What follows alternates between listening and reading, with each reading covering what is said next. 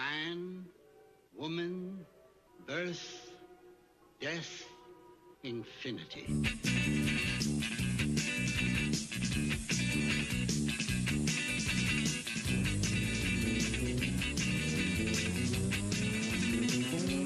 Good afternoon, and welcome to the Your Health television program here on AMP's Cable Channel 24 and on the internet at www.ampmedia.org. Join our rotating host and their informative guest live every Monday afternoon at 4 o'clock. The purpose of the Your Health television program is to help get, make, and keep listeners and viewers like you healthy. And now, ladies and gentlemen, on with the program. Hi, I'm Dr. Lisa Hernandez, and I'd like to welcome you to Your Health television program on AMP Cable Television Channel 24 and on the web at ampmedia.org. I'm your host, and my guest will be giving you valuable information to help you improve your health. Today, my guest and I will be discussing nutrition and how good nutrition is linked to reducing chronic disease. Chronic diseases such as heart disease, stroke, and diabetes are the most common, costly, and preventable of all health problems in the United States. But 7 out of 10 deaths among Americans each year come or result from chronic disease. There are modifiable behaviors such as lack of physical activity, poor nutrition, and tobacco that are basically responsible for the illness and suffering and early death related to chronic disease. Obesity has become one of the greatest health concerns in our nation. 1 in every 3 adults and almost 1 in 5 of youth between the ages of 6 and 19 is obese. There was a recent report released from UCLA this spring that found that 38% of our state's 5th, 7th, and 9th graders were obese. Monterey County's numbers were worse. In Monterey County as a whole, about 45% of our kids were either overweight or obese. And again, that's in 5th, 7th, and 9th graders. In 2007, what we saw was that less than 22% of high school students and only 24% of adults reported eating 5 or more servings of fruits and vegetables per day. Today, we're going to speak to experts who are working directly to improve our nutrition so that our health is better. And they're going to give us helpful information and actually show us how to improve our nutrition. My first guest is Naiomi Hrepich. She is Supervising Public Health Nutritionist, and she's the Director for the Network for a Healthy California Central Coast region of the Monterey County Health Department. Welcome, Naiomi, and thank you for taking the time to speak with us today. Thank you. Let's just get into the meat of things. In January of 2011, so a little over a year and a half ago, the United States Department of Agriculture released the revised dietary guidelines for Americans, or the DGA. I guess this is the 7th edition of the DGA, and it basically changes the emphasis to reducing our consumption of calories and increasing physical activity. So it sounds like it's a good change. Can you tell us basically what the dietary guidelines or the DGAs are? So the dietary guidelines provide advice for making food choices that promote good health, healthy weight, and help prevent disease for healthy Americans ages 2 and over. The advice is based on a rigorous or a complete review of scientific evidence. How often do they change those guidelines? It sounds like this is a new version, but it has... So every 5 years, they do a work group comes together made up of doctors and all kinds of health professionals, and they review all the scientific studies that have come out over the past 5 years. So every 5 years it's reviewed and revised. So they are called the Dietary Guidelines for 2010, but they were released in January of 2011. Oh, okay. So as you mentioned, this revision, they're placing a stronger emphasis on reducing calorie consumption and increasing physical activity. So why are those two pieces important for Americans? I know I talked a little bit about that in my intro, but from your perspective. So the dietary guidelines form the basis of federal nutrition policy, education, outreach, food assistance programs that are used by the consumers, the nutrition educators, and health professionals. So all federal dietary guidelines for the public are required to be consistent with the dietary guidelines for Americans. So they try to put an emphasis on the same message. So they provide a scientific basis for the government to speak in a consistent and uniform manner. They're used in developing messages, materials, tools for programs to help communicate, for people to eat healthy and increase your physical activity. Wow, I didn't realize they were that important. Yeah. And it's really a great thing to have. And can you tell me a little bit more about the themes for the 2010 guidelines? So in this revision, they focused a little bit more on balancing calories to manage body weight and focus on nutrient-dense foods and beverages. So balancing calories to manage body weight includes the concepts of controlling total calorie intake to manage your body weight, increase physical activity, and avoid inactivity. Focusing on nutrient-dense foods and beverages includes the ideas of eating more fruits and vegetables, more whole grains, including seafood, doing low 1% or fat-free dairy products in place of the higher fat ones, and trying to decrease the intake of foods that are high in fats, saturated in trans fats, lower in sodium, and decreasing added sugars. Wow, okay, so those things all play a role in what the recommendations are. So can you tell me a little bit? Sounds like a lot of stuff, but can you tell me a couple of the recommendations? I have this idea that this is a humongous document that you have to use, that we have to use, that providers in the community have to use, but what are some of the highlights of the guidelines? So there are a lot of recommendations. So to be exact, there's about 23 for general population, and then there's 6 additional recommendations that would be for specific populations, such as maybe for seniors or for pregnant women. So some of them might be enjoy your food but eat less, avoid oversized portions, make half your plate fruits and veggies, switch to 1% or fat-free dairy products, compare sodium if you're out shopping for foods like soup, breads, frozen meals. Try to compare sodium numbers and choose something that's going to be lower. Drink water instead of sugary beverages. So there are many more, and there's many new resources available to encourage Americans to live healthier lives and contribute to lowering healthcare costs in the future.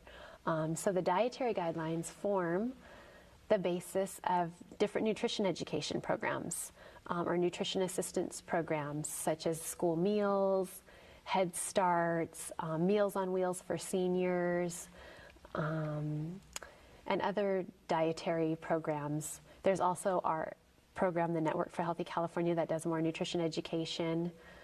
So those are some of the different programs that are out there to help Americans encourage making some of these recommendations easier. So let's talk a little bit about the Network for Healthy California and what we're doing locally.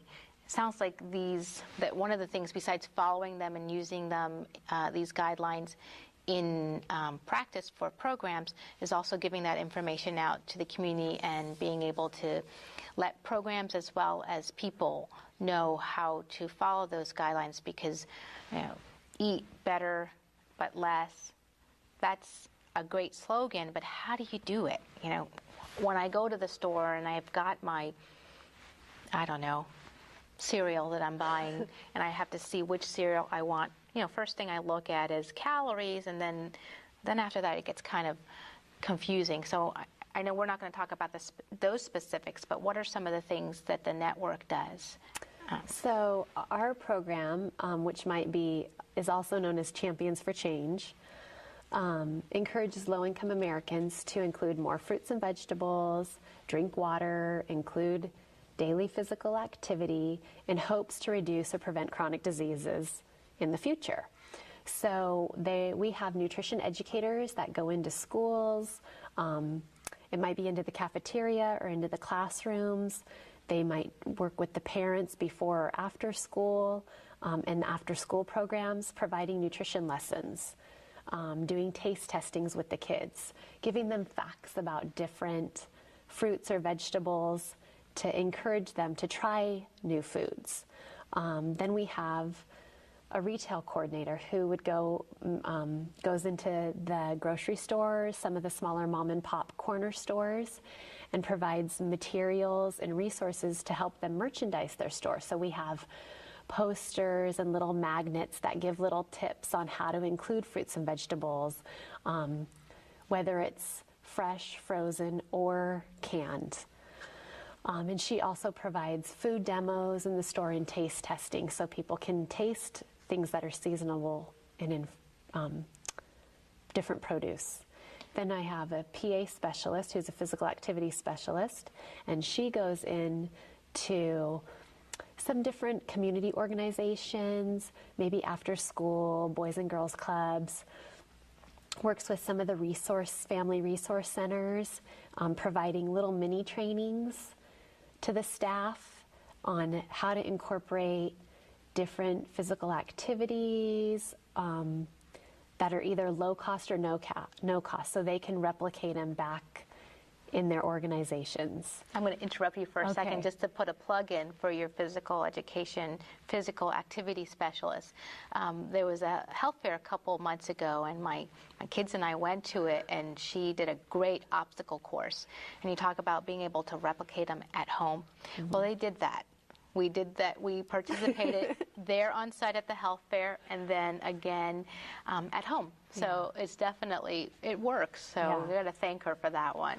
I will. So then we also have a Latino coordinator, and she goes to festivals, farmers markets, flea markets, community organizations as well, and tries to educate the parents on how to incorporate healthy recipes, how to shop better, how to make better choices. And she'll actually be on a little bit later giving everybody tips. And then we have a power play coordinator who works more with the youth, elementary school age children, and does lessons with teachers, encouraging them, teaching them how to read food labels or taste different foods, getting them into the cafeteria to try new things as well. So we do a lot of food tastings, sharing recipes, giving out cookbooks, giving out nutrition education to a lot of the population to help them make better choices in the future. We also work with a lot of our partners, so a lot of the partners at the health department, nonprofits, youth organizations, community-based organizations that share our same goal and our same mission. And we try to provide a lot of resources and trainings and some of our materials to them in hopes that we all will give out consistent messages to the community so that they're getting the same information over and over again. Well, I like that you kind of touch on all the population, all ages in the population. And then if everyone's saying the same thing from different parts, whether it's in school, in the grocery store, at work, on TV, on the bus, or whatever, you're seeing it all over. So that's really important. Tell me a little bit about some of the concepts that you talked about with the recommendations. Like, how can parents incorporate some of these ideas and messages and guidelines into everyday life? So one of the new resources available, and you have the other one, the poster. Oh. I'll show the plate after.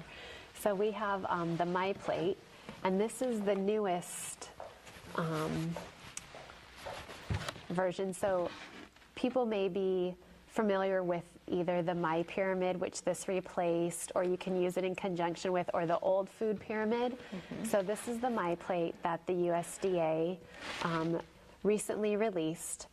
And this is a simple way to include different ideas and concepts. So it gives you an idea of how to make half your plate fruits and vegetables.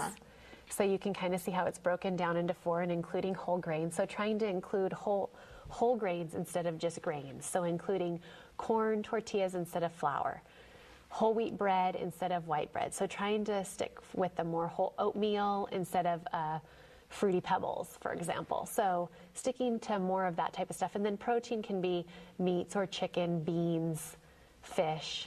Does the brown rice fall into the grains? Yes. Okay. So choosing brown rice instead of white rice. And then dairy up here would be, switching to the 1% or the fat-free, whether it's yogurt, cottage cheese, low moisture cheeses like mozzarella or Parmesan are going to be the lower fat ones, or the milk. Good, I like so those trying better. To make, so we usually encourage families to pick one thing at a time. Don't try to change everything at once. So pick one thing to work on. If you want to work on incorporating more fruits and vegetables, choose that and do that for 3 weeks. Have your kids help you try a new fruit or vegetable, help you prepare it. And then once that becomes, they're comfortable with that, pick something else. I like that idea. The pyramid now goes onto your plate. And that's really nice.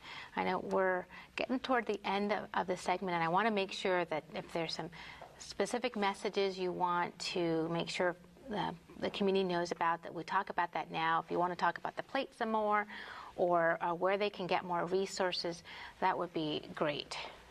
So we talked a little bit about balancing your calories. Yes. So not only is choosing healthier foods more often important and choosing the unhealthy ones not as often, but it's really important to include physical activity daily. So finding something you enjoy or you and your family enjoy, and the recommendations for children are 60 minutes of vigorous physical activity so that they're sweating, and same thing, adults is 30 minutes of physical activity. So trying to find things that you can do out there with your kids or families. It doesn't have to be at the gym. You can go hiking or biking, try different things, and try to be a role model. You don't want to just tell your kids, Practice what you preach. Exactly, because if you tell them, eat your veggies, but you don't eat them, they're like, why do I have to eat them? So trying to practice exactly what you preach. And if people are interested in more information, more recommendations from the dietary guidelines, where to get a lot of this information, there's a website, www.cnpp.usda.gov/dietary guidelines. Say that again. Okay. www.cnpp.usda.gov/dietary guidelines. Okay. And they can find all the dietary guidelines, that big book you were talking about, the big release, and get information on My Plate. It links them up to a lot of other resources that are out there too. Well, thank you so much, Naiomi. I've learned a lot. I love the plate. It's a better concept than the pyramid, even though that's something I grew up with. Yeah. It's nice to see it become a little bit more meaningful. Well, thank you again, and we're going to take a short break, and don't go away. I'm Dr. Lisa Hernandez, and this is Your Health Television Program.